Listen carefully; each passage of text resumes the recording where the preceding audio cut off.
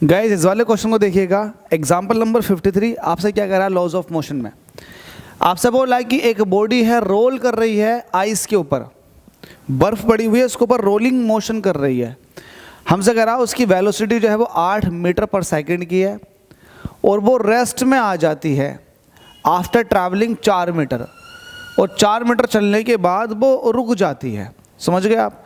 आपने किसी बॉडी को बर्फ के ऊपर रोल करवाया, वो रोल करते करते करते करते वो रुक जाती है, 4 मीटर चलती है, ठीक है, कोई दिक्कत नहीं है।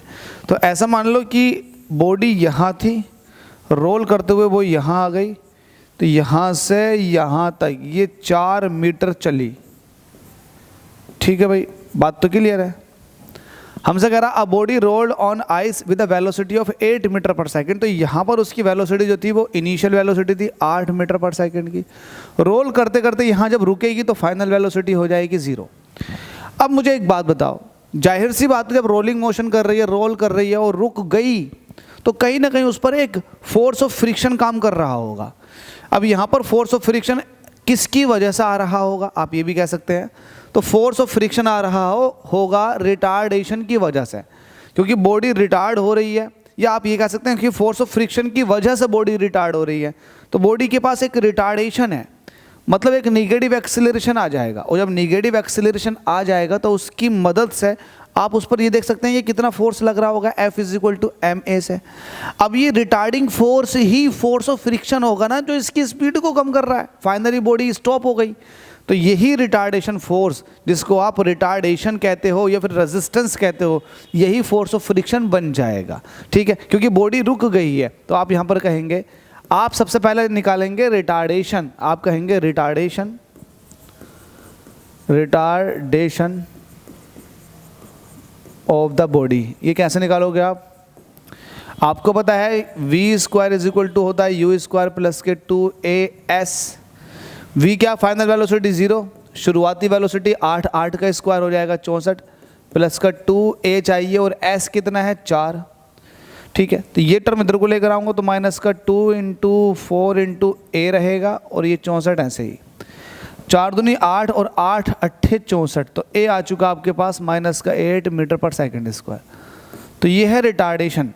ठीक है, उस पर जो रिटार्डेशन लगा वो इतने का लगा, तो मैं यहाँ पर रिटार्डिंग फोर्स देख लूँ, रिटार्डिंग फोर्स। रिटार्डिंग फोर्स जो होती है वो होता है मास इनटू रिटार्डेशन। तो मास इनटू रिटार्डेशन, यही तो होता रिटार्डेशन। अब मास कितना है इस बॉडी का, हमसे कह रहा है इसके मास को m मान लो, और रिटार्डेशन कितना है 8 का, तो m × 8 हो जाएगा। ठीक है, अब मैं इसका निगेटिव साइन नहीं लिख रहा, क्योंकि निगेटिव साइन खुद रिटार्डेशन को बताता, तो मैंने बोल दिया रिटार्डिंग फोर्स है, तो ये 8m के बराबर हो जाएगा न्यूटन में। ठीक है, अब आपको पता है कोफिशिएंट ऑफ फ्रिक्शन क्या होता है, आपको पता है कि फोर्स ऑफ फ्रिक्शन ये होता है μs × r या μr कहो। अब जो फोर्स ऑफ फ्रिक्शन है ये रिटार्डिंग फोर्स ही तो है। यस, इसकी जगह मैं 8m कह सकता हूँ।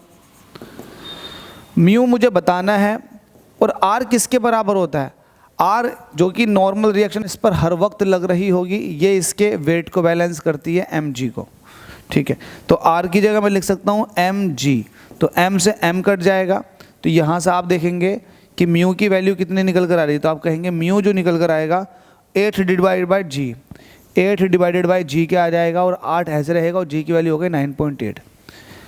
जब डिवाइड करोगे, ये ज़्यादा है, ये छोटे वैल्यू है, ये ज़्यादा वैल्यू है, तो जाहिर से बात है वैल्यू 1 से कम आएगी, तो 0.8 समथिंग आएगा, 8126 ऐसे आएगा, 0.8164 डिवाइड कर लो, यही आंसर है। तो कोफिशिएंट ऑफ फ्रिक्शन आपने निकाल दिया। इस तरह से आप निकाल सकते हो। तो चीज़ों को जानो, सीखो, और हम सिखाते हैं, रटाते नहीं है न्यूमेरिकल्स को, सिखाते हैं भैया। आपको सीखना ही मिलेगा यहाँ पर सब कुछ। Thank you.